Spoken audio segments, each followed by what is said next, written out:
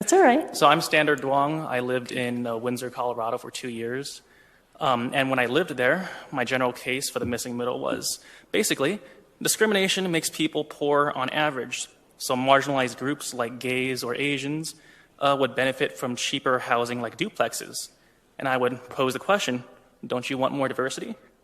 In response, I received dozens of hate speech from locals, twice, 3 times my age, 4 times, 5 times my wealth. For example, one message started off with, shut the F word up or go back to Asia. In around 2020, there was a black woman, a newly placed minister of a local church who tried making it a welcome place for gays. A year before I moved in, she was run out of town after locals kept sending her pictures of nooses.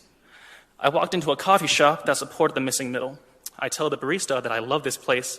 They're the only shop in town that has the gay pride sticker on the front. And she tells me, oh yeah, you wouldn't believe how many death threats we got for that. So to be clear, I found out about these things on accident. I did not go around asking people, hey fella, did you find any death threats lately? So I imagined that I would discover a lot more cases if I did some real digging. I would ask you to imagine a timeline where death threats against minorities was not a pastime in Windsor, Colorado. How much more diversity Windsor would have if minorities did not avoid the town for their own safety. How different the town would look if the people who were more likely to support the missing middle didn't get death threats from the locals. In that timeline, Windsor would have legalized the missing middle a long time ago. But we are not in that timeline, and duplexes are still forbidden in most of that town. So this bill is a great way of getting Windsor back on track. Thank you.